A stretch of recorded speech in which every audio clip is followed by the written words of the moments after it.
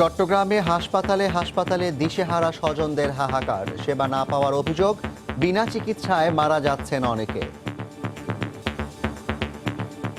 এবার ওইদিকে দেখা যায়, এবার ওইদিকে দেখা যায়, একজনের কাছে গেলে আরেকজনের কাছে দেখা যায়। দূর থেকে বসে বসে আমার চেহারা দেখিয়ে একটা প্রেসক্রিপশনের লেখা দেয়, এগুলোতে কোনো কাজ হচ্ছে। আমার বাবাকে মৃত ঘোষণা করছে কে? একজন ডাক্তার মৃত ঘোষণা করে নাই। আমার বাবাকে মৃত ঘোষণা করছে আয়া। দেশে 24 ঘন্টায় করোনায় রেকর্ড 53 জনের মৃত্যু, সর্বোচ্চ শনাক্ত প্রায় 4000। শনাক্ত বিবেচনায় মৃত্যুর হার 1.34%। দেখছিলেন প্রধান শিরোনাম। সন্ধ্যার সময়ের সঙ্গে আছি আমি জাফর সাদিক। এবার অন্যান্য শীর্ষ সংবাদ। রাজধানীতে জোনভিত্তিক লকডাউন নিয়ে ধোঁয়াশা কাটছেই না। দক্ষিণের মেয়র বললেন, প্রস্তাবিত সব এলাকায় লকডাউন সম্ভব নয়, কার্যকারিতা নিয়ে সংশয়ে বিশেষজ্ঞরা। করোনা ভাইরাস কিলিং কিট আবিষ্কারের দাবি বরিশালের 2 গবেষকের। আক্রান্ত ব্যক্তি ব্যবহার করলে ছড়াবে না কোভিড, দ্রুত সরকারি অনুমোদনের আহ্বান। দীর্ঘ 86 দিন পর আন্তর্জাতিক রুটে বিমান চলাচল শুরু, উড়েছে কাতার এয়ারওয়েজের ফ্লাইট, স্বাস্থ্যবিধি মানায় কড়াকড়ি। করোনায় হুমকির মুখে অন্তত 1.5 কোটি মানুষের চাকরি, রয়েছে কর্মহীন প্রবাসীদের চাপও, ক্ষতিগ্রস্তদের পাশে থাকার আশ্বাস সরকারের।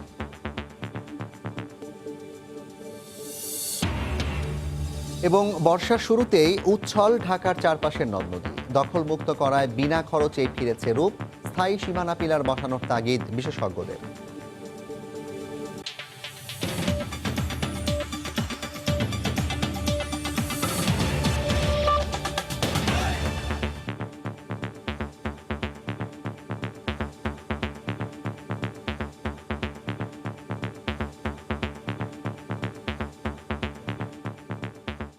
চট্টগ্রামে হাসপাতালে দিশেহারা স্বজনদের ছোটাছুটি আর হাহাকার। বেসরকারি হাসপাতাল তো বটেই, চট্টগ্রাম মেডিকেল কলেজ হাসপাতালেও সেবা না পাওয়ার অভিযোগ উঠেছে। করোনা রোগী না হলে বাড়ছে দুর্ভোগের মাত্রা। নূরজামাল আতিকের ক্যামেরায় বিস্তারিত জানাচ্ছেন পার্থপ্রতিম বিশ্বাস।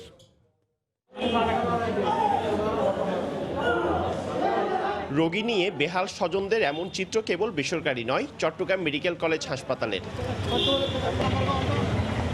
দূর দূরান্ত থেকে সেবা নিতে এসে সীমাহীন দুর্ভোগে পড়ছেন তারা।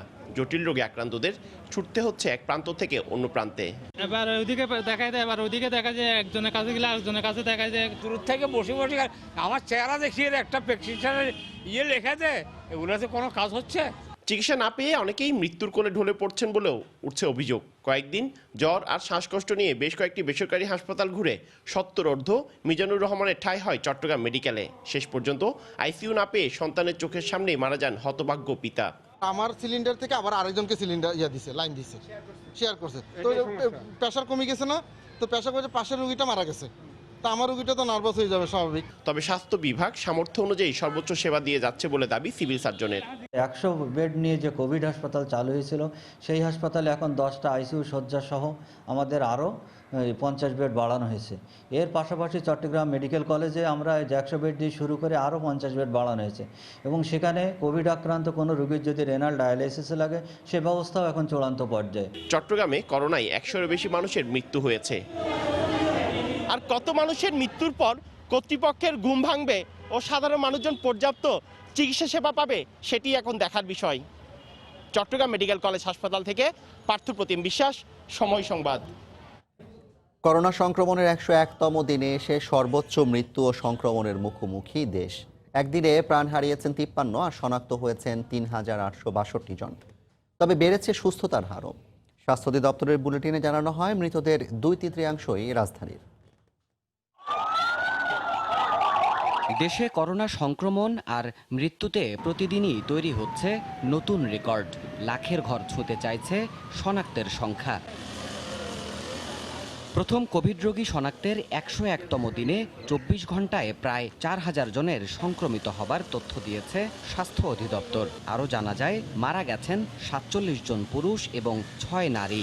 24 ঘন্টায় যা নমুনা পরীক্ষা হয়েছে তাতে শনাক্ত হয়েছে 3862 জন। 24 ঘন্টায় মৃত্যুবরণ করেছেন 53 জন, এ পর্যন্ত 1262 জন। শনাক্ত বিবেচনায় মৃত্যুর হার 1.34%। নিয়মিত স্বাস্থ্য বুলেটিনে আরও বলা হয় করোনায় মৃতের হার 1.34%। সবশেষ মৃতদের 19 জনই 51 থেকে 60 বছর বয়সী। বিভাগ বিভাজনে ঢাকা বিভাগে 30 জন, চট্টগ্রাম বিভাগে 14 জন, রাজশাহী বিভাগে 4 জন, খুলনা বিভাগে 3 জন, বরিশাল বিভাগে 1 জন এবং ময়মনসিংহ বিভাগে 1 জন।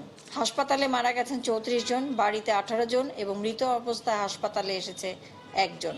এখনও 10,302 জন রোগীর আইসোলেশনে থাকার তথ্য তুলে ধরে সবাইকে আবারও সতর্কতা অবলম্বনের অনুরোধ জানায় স্বাস্থ্য অধিদপ্তর। সুরক্ষিত থাকুন, করোনা ভাইরাসকে প্রতিরোধ করুন। দেবাশিস রায়, সময় সংবাদ, ঢাকা।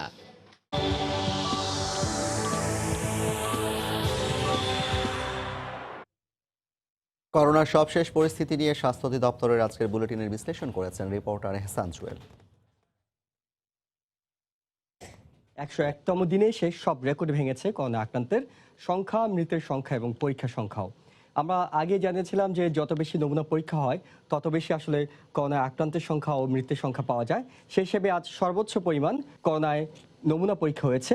24 ঘন্টায় নমুনা পরীক্ষা হয়েছে 17,214 জন। এখন পর্যন্ত দেশে নমুনা পরীক্ষা হয়েছে 5,33,717 জন। আক্রান্ত 3,862 জন। এখন পর্যন্ত দেশে করোনায় আক্রান্তের সংখ্যা 94,481 জন। গত 24 ঘন্টায় মারা গেছেন 53 জন। এখন পর্যন্ত প্রাণ হারিয়েছেন 1,262 জন। দেশে এখন পর্যন্ত সুস্থ হয়েছেন 36,264 জন।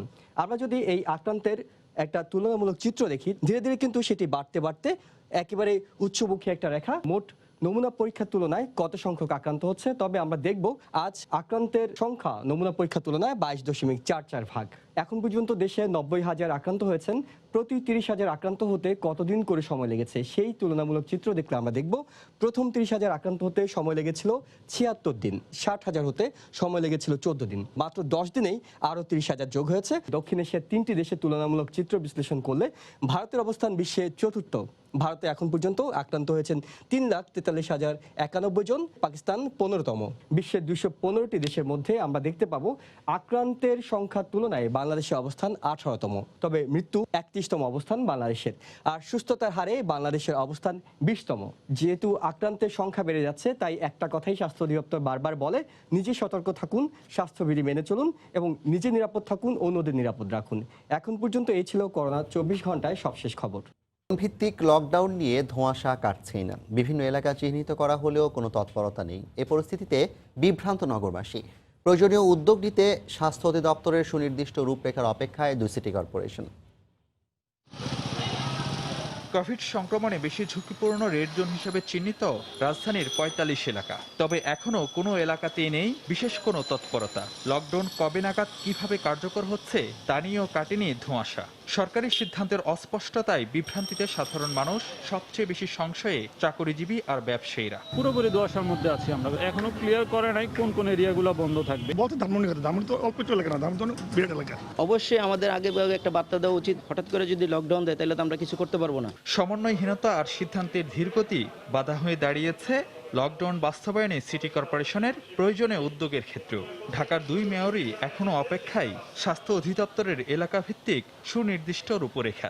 ম্যাপিং করে দেওয়ার পরপরই আমরা আমাদের সিটি কর্পোরেশন থেকে যা যা করা দরকার সেটি আমরা শুরু করব আমাদের পূর্ব রাজাবাজারের অভিজ্ঞতা থেকে। একটি ওয়ার্ডও অনেক ক্ষেত্রে অনেক বড় ওয়ার্ড, সুতরাং সেই ওয়ার্ডে সব জায়গাটা করাটাও এটা বাস্তব ভিত্তিকও না। তারা আমাদেরকে বলেছে আগামী 2-3 দিন তাদের লাগবে একদম সুনির্দিষ্টভাবে চিহ্নিত করে এলাকাটা নিশ্চিত করা। তারপরে আমাদের অন্ততপক্ষে 48 থেকে 72 ঘন্টা লাগবে এটাকে বাস্তবায়নে যেতে। এদিকে রেড জোনে সরকারি নির্দেশনা পালনে সেনা টহল জোরদার হচ্ছে বলে জানিয়েছে আন্তঃবাহিনী জনসংযোগ পরিদপ্তর আইএসপিআর। পাশাপাশি মানুষের মাস্ক ব্যবহার নিশ্চিত ও স্বাস্থ্যবিধি মানার বিষয়ে সচেতনতা তৈরিতে বিভিন্ন এলাকায় মোতায়েন রয়েছেন সেনা সদস্যরা। ফারুক ভাইয়া, রবিন, সময় সংবাদ, ঢাকা। এদিকে রাজধানীর বিভিন্ন এলাকায় কোভিড ক্লাস্টার চিহ্নিত করে জোনের আওতায় আনার প্রস্তুতি চলছে বলে জানালেন স্বাস্থ্য অধিদপ্তরের অতিরিক্ত সচিব। আর ঢাকার বাইরে এলাকা ভিত্তিক পরিকল্পনা প্রণয়ন ও বাস্তবায়ন নিশ্চিত করবে স্থানীয় প্রশাসন। রাশেদ দিমনের রিপোর্ট। দেশের বিভিন্ন এলাকায় সংক্রমণ বিচারে লাল, হলুদ কিংবা সবুজ জোনের পরিকল্পনা সাজিয়ে এরই মধ্যে প্রজ্ঞাপন দিয়েছে জনপ্রশাসন মন্ত্রণালয়। স্বাস্থ্য অধিদপ্তরও জানিয়েছে সেসব এলাকায় কে কি করবে। তবে কোন এলাকা কি রঙের আওতায় আসবে সে বিষয়টি এখনো স্পষ্ট নয়। এরই মধ্যে স্বাস্থ্য মন্ত্রণালয়ের অতিরিক্ত সচিব হাবিবুর রহমান সময় সংবাদকে জানান, ঢাকার বিভিন্ন এলাকাকে ছোট ছোট ভাগে ভাগ করা হবে। সেই অনুসারে পরবর্তী ব্যবস্থা নেবে সিটি কর্পোরেশন। আর স্বাস্থ্য বিভাগের দেয়া সংক্রমণের তথ্যের ভিত্তিতে বাকি এলাকার বিষয়ে সিদ্ধান্ত নেবে স্থানীয় প্রশাসন। জোনগুলো ভাগ করা হয়ে গেছে ঢাকা শহরে। যদি সাব জোন করা হয় তাহলে ম্যানেজমেন্টটা সহজ হবে। সাব জোনের কাজটাই এখন চূড়ান্ত করার কাজ দ্রুত এগিয়ে চলছে। দু একদিনের মধ্যেই হয়তো অফিসিয়াল ঘোষণা দেওয়া সম্ভব। ঢাকার বাইরের ক্ষেত্রে আসলে লোকাল প্রশাসনগুলোকে অনেক ক্ষমতা দেওয়া হয়েছে, লোকালি কমিটি করা আছে। এমন পরিকল্পনা বিজ্ঞান ভিত্তিক মনে করছেন না বিশেষজ্ঞরা। কালক্ষেপণ আর সমন্বয়হীনতার বেড়াজালে এই পরিকল্পনাও মাঠে মারা পড়বে বলে আশঙ্কা তাদের। এই ধরনের কার্যক্রমে যতক্ষণ পর্যন্ত আপনি জনসম্পৃক্ততা এবং পাবলিক হেলথ এক্সপার্ট এবং এপিডিমিওলজিস্টদেরকে সম্পৃক্ত করে না করবেন, ততক্ষণ পর্যন্ত এইগুলো বিজ্ঞান ভিত্তিক হবে না। সমন্বয়হীনতা তো অবশ্যই প্রথম থেকেই আছে এবং এটা লকডাউনকে কেন্দ্র করেও এই সমন্বয় মানে গোটা দেশ জুড়ে যে সমন্বয়ের যে বেড়াজাল, এটা তৈরি হওয়ার কোনো লক্ষণ কিন্তু আমি এখনো দেখছি না। এখনই কঠোরভাবে পরিকল্পনা বাস্তবায়ন না ঘটালে সাধারণ ছুটির সুফল থেকেও বঞ্চিত হতে হবে বলে মনে করেন তারা। পুরো রোগীদের শনাক্ত করতে হবে। রাশেদ লিমন, সময় সংবাদ, Dhaka. Corona virus killing kit আবিষ্কারের দাবি করছেন বরিশালের গবেষকরা। এই কিট ব্যবহারে 6 সপ্তাহের মধ্যে করোনা নিয়ন্ত্রণের আশা তাদের। আক্রান্ত ব্যক্তি কোভিড কিট ব্যবহার করলে কোনো সুস্থ ব্যক্তি তার সংস্পর্শে এলেও সংক্রমিত হবেন না, এমনটাই দাবি। আমিনুল ইসলামের তোলা ছবিতে আরও জানাচ্ছেন ফিরদৌস সোহাগ। শুধু বাংলাদেশ নয়, সারা বিশ্ব স্তব্ধ করোনা ভাইরাসের দাপটে। দেশে করোনায় সরকারি হিসেবে হাজার ছাড়িয়েছে মৃতের সংখ্যা। আক্রান্ত হয়েছে ৭৮,০০০-এর বেশি। এই অবস্থায় গত 2 মাসের গবেষণায় বরিশাল শের-ই-বাংলা মেডিকেল কলেজ হাসপাতালের চিকিৎসক ডাক্তার এইচ.এম. মাসুম বিল্লাহ, তার সহযোগী ডাক্তার উম্মে তাহেরা ইলা এবং বরিশাল বিশ্ববিদ্যালয়ের জৈব রসায়ন বিভাগের চেয়ারম্যান ডক্টর রেহেনা পারভিন যৌথভাবে করোনা নিয়ন্ত্রণে কোভিড কিট তৈরি করেছেন। কোভিড কিটটি আক্রান্ত ব্যক্তির সাথে একটি ভেন্টিলেশন মাস্ক এবং টিউবের সাথে কানেক্টেড থাকবে এবং নির্গত নিঃশ্বাসের জীবাণু এই ডিভাইসে আসা মাত্র 99.995%-এর অধিক জীবাণুমুক্ত হয়ে যাবে। এই কিটের মাধ্যমে 4 থেকে 6 সপ্তাহের মধ্যে বাংলাদেশ থেকে করোনা ভাইরাস নিয়ন্ত্রণ করা সম্ভব হবে। এই কিটের প্রোটোকল বিএমআরসিতে জমা দেওয়া হয়েছে, যা চূড়ান্ত অনুমোদনের অপেক্ষায় রয়েছে। বিষয়টি চিকিৎসকদের মাঝে আশা দেখাচ্ছে বলে মন্তব্য করেছেন বরিশাল শের-ই-বাংলা মেডিকেল কলেজ হাসপাতালের পরিচালক। সেটা যদি কার্যকরী হয় তাহলে আমাদের ডাক্তার, নার্স, স্বাস্থ্যকর্মী যারা আছে তারা আসলে কিন্তু আক্রান্ত হবে না। তবে আমরা বিশ্বাস করি যে পজিটিভ জিনিসটা সবাই গ্রহণ করবে, আমাদের সরকারও গ্রহণ করবে। এই কিটটি সরকারি পর্যায়ে অতি দ্রুততার সাথে যথাযথ পরীক্ষা নিরীক্ষার মাধ্যমে অনুমোদন দিলে আমাদের বর্তমান সংকট সময়ে করোনা নিয়ন্ত্রণে অনেক সহায়ক হবে। গত 12 মে অনুমোদনের জন্য covid kit Bangladesh medical research council বিএমআরসিতে পাঠানো হয়েছে। ফিরদৌস সোহাগ, সময় সংবাদ, বরিশাল। 86 দিন পর আন্তর্জাতিক রুটে যাত্রীবাহী বিমান চলাচলে নিষেধাজ্ঞা উঠল। কাতার এয়ারওয়েজের ফ্লাইট পরিচালনার মধ্য দিয়ে বিমান চলাচল কার্যক্রম শুরু হয়েছে। প্রস্তুতি শেষ না হওয়ায় লন্ডন ফ্লাইট চালু হবে 21 জুন থেকে। কোভিড-19 সংক্রমণ প্রতিরোধে 21শে মার্চ চীন ও যুক্তরাজ্য ছাড়া সব দেশের সঙ্গে বাংলাদেশের আকাশপথে যোগাযোগ বন্ধ করে দেয় সিভিল এভিয়েশন। পরিস্থিতির অবনতি হলে পরে চীন ছাড়া সব দেশের সঙ্গে ফ্লাইট বন্ধ রাখা হয়। অবশেষে তুলে নেওয়া হলো নিষেধাজ্ঞা। প্রায় 3 মাস পর মঙ্গলবার 33 জন যাত্রী নিয়ে হযরত শাহজালাল আন্তর্জাতিক বিমানবন্দরে অবতরণ করে কাতার এয়ারওয়েজের ফ্লাইট। এর ঘণ্টাখানেক পর 274 জন যাত্রী নিয়ে ঢাকা ছাড়ে ফিরতি ফ্লাইট। এরই মধ্যে স্বাস্থ্যবিধি মেনে সব ব্যবস্থা নিয়েছে কর্তৃপক্ষ। যত রকমের সিকিউরিটি প্রোটোকল মেনটেন করতেছি, সেফ ডিস্টেন্স ম্যানেজ করতেছি। এয়ারপোর্ট, রাস্তা থেকে শুরু করে ভেতরে যে জায়গাগুলো আছে যেখানে যাত্রীরা অবস্থান করে, বোর্ডিং ব্রিজ থেকে শুরু করে সম্পূর্ণ এলাকা আমরা একাধিকবার জীবাণুনাশক স্প্রে করেছি। তবে আন্তর্জাতিক রুটে উড়োজাহাজে ভ্রমণের ক্ষেত্রে কঠোর করা হয়েছে বিধিনিষেধ। কোভিড-19 নেগেটিভ সনদ ছাড়া কোনো বিদেশি বিমানবন্দরে প্রবেশ করতে পারবেন না। সনদটি অবশ্যই ইংরেজিতে অনুদিত ও ফ্লাইটে চড়ার 72 ঘন্টা আগের হতে হবে। আর কোনো বাংলাদেশি করোনা মুক্তির সার্টিফিকেট ছাড়া আসলে তাকে 14 দিনের প্রাতিষ্ঠানিক কোয়ারেন্টাইনে পাঠানো হবে। কোনো উপসর্গ পাওয়া না গেলেও তাকে যেতে হবে হোম কোয়ারেন্টাইনে।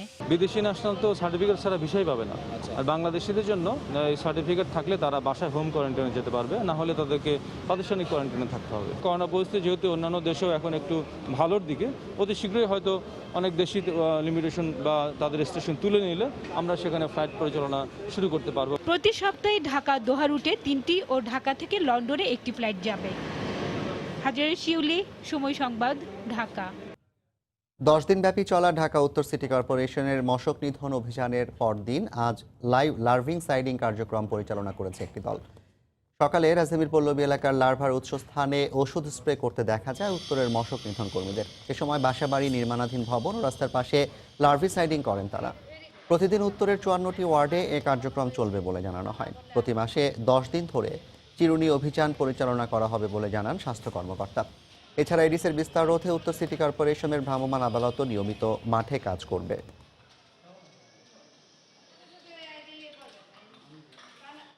7 দিন আগে বৃষ্টি হয়েছে, 3 দিন আগে ফেলেছে, এরপরে আবার 2 দিন আগে বৃষ্টি হয়েছে। এটা এমন না যে আমি কোনো বাসায় বা আমাদের কার্যক্রম বলেন অথবা যারা ওনার তাদের যে আমি পানি তো ফেলেছি 7 দিন আগে, এরপরে আর চেক করলাম না, সেটা না। এটা একটা কন্টিনিউয়াস প্রসেস এবং কন্টিনিউয়াস মনিটরিংয়ের বিষয়। সেই উদ্দেশ্যেই কিন্তু আমরা আজকে থেকেও যে সকালবেলা কার্যক্রম শুরু করেছি, যে আমরা ড্রেনের যে লার্ভিসাইডিং, পাশাপাশি আমরা প্রত্যেকটা বাড়িতেই আমাদের কর্মীরা যাবে, আমাদের ওয়াটার মিটারগুলো চেক করবে, কোনো পাত্র টাত্র পড়ে আছে কিনা চেক করবে, আর আন্ডার কনস্ট্রাকশন বাড়িতে অবশ্যই সবগুলো পয়েন্ট চেক করবে। রাজধানীর গুলশানে অভিযান চালিয়ে বেশ কিছু অবৈধ চিকিৎসা সামগ্রী ও 33টি মেয়াদোত্তীর্ণ অক্সিজেন সিলিন্ডার জব্দ করেছে র্যাব। সকালে গুলশানের কানাচাঁদপুরের একটি বাড়িতে অভিযান চালিয়ে এই পণ্য জব্দ করা হয়। এ সময় সেখান থেকে বেশ কিছু জীবন রক্ষাকারী মেডিকেল সামগ্রী উদ্ধার করা হয়। এগুলো মেয়াদোত্তীর্ণ হওয়ার পাশাপাশি অতিরিক্ত দামে বিক্রি করা হচ্ছিল। এ ঘটনায় একজনকে 1 বছরের কারাদণ্ড সহ 4 লাখ টাকা জরিমানা করা হয়।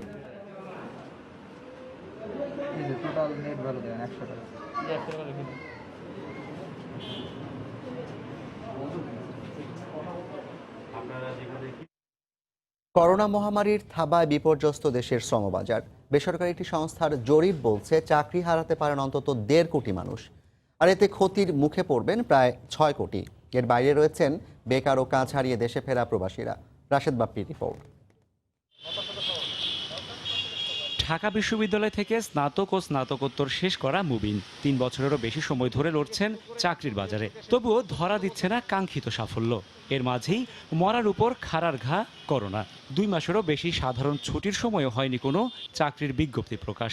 যাদের বয়স শেষ বা যারা বয়স শেষের পথে, তারা কিন্তু সরকারি চাকরি আসা প্রায় ছেড়ে দিচ্ছে। প্রত্যাশিত বেতন আর সম্মানের পেশায় থেকেও ফজলে রাব্বির ট্র্যাজেডি কোনো অংশে কম নয়। করোনার করাল থাবায় তিনি সহ আজ চাকুরিহীন একই প্রতিষ্ঠানের 2,500-এরও বেশি কর্মী। আমরা মেট্রো রেলের প্রজেক্টে আছি, CP3 CP4 টার্মিনেশন বলে একটা লিস্ট দিয়ে দিচ্ছে 2600 জনের। চাকরি হারানো বিপুল এই জনগোষ্ঠীর সঙ্গে যুক্ত হয়েছেন কর্মহীন প্রবাসী শ্রমিক ও বেতন ছাটকাট হওয়া মানুষও। আমি যে কোম্পানিতে চাকরিরত আছি, এই করোনা সংকটকালে হঠাৎ করেই তারা সব এমপ্লয়ীদের বেতন 50%-এ নামিয়ে এনেছে। 3.5 মাস ধরে কুয়েতের সমস্ত জায়গায় কার্যক্রম বন্ধ, সমস্ত কোম্পানিরই। তো সেহেতু এমতো অবস্থায় আমরা যারা প্রবাসী আছে, আমাদের জীবনযাপন করা খুব কঠিন হয়ে যাচ্ছে। ক্ষতিগ্রস্ত জনগোষ্ঠীর জন্য আলাদা পরিকল্পনার কথা জানালেন জনপ্রশাসন প্রতিমন্ত্রী।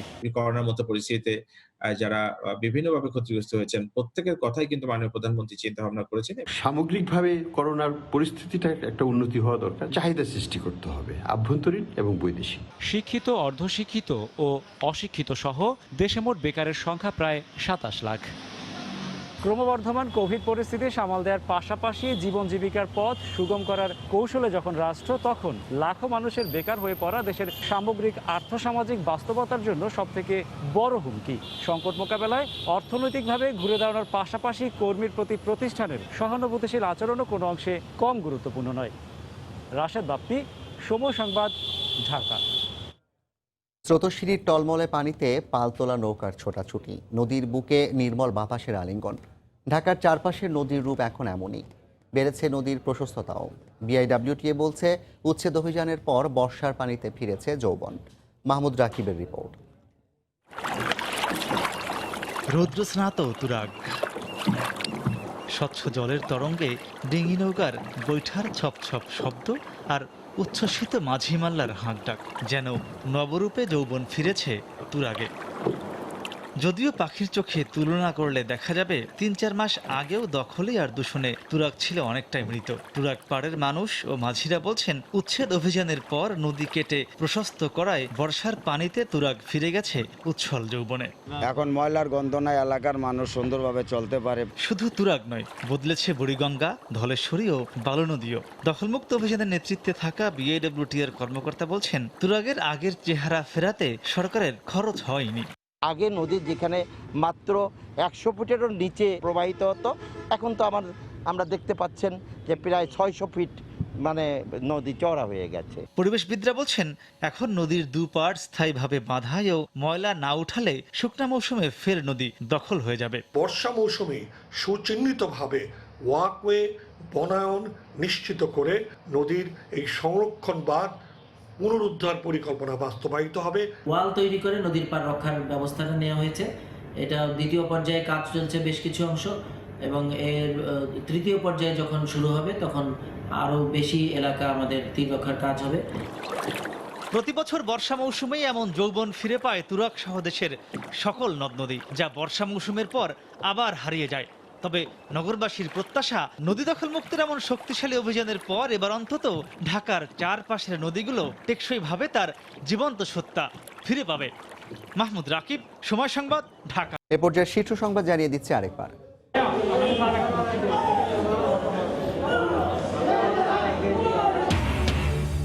চট্টগ্রামে হাসপাতালে দিশেহারা স্বজনদের হাহাকার। দেশে করোনায় রেকর্ড ৫৩ জনের মৃত্যু, সর্বোচ্চ শনাক্ত প্রায় ৪,০০০। রাজধানীতে জোন ভিত্তিক লকডাউন নিয়ে ধোঁয়াশা কাটছেই না। দক্ষিণের মেয়র বললেন প্রস্তাবিত সব এলাকায় লকডাউন সম্ভব নয়, কার্যকারিতা নিয়ে সংশয়ে বিশেষজ্ঞরা। দীর্ঘ ৮৬ দিন পর আন্তর্জাতিক রুটে বিমান চলাচল শুরু, উড়েছে কাতার এয়ারওয়েজের ফ্লাইট, স্বাস্থ্যবিধি মানায় কড়াকড়ি।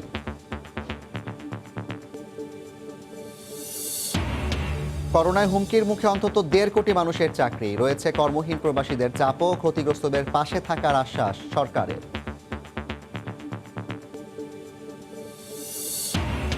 এবং বর্ষার শুরুতেই উচ্ছল ঢাকার চারপাশের নদ নদী, দখলমুক্ত করায় বিনা খরচেই ফিরেছে রূপ। স্থায়ী সীমানা পিলার বসানোর তাগিদ বিশেষজ্ঞদের। এই ছিল সন্ধ্যার সময়। আপনার মোবাইলে সময় সংবাদ দেখতে ও সব খবর পেতে ডাউনলোড করুন সময় অ্যাপ, আর সঙ্গে থাকুন সময়।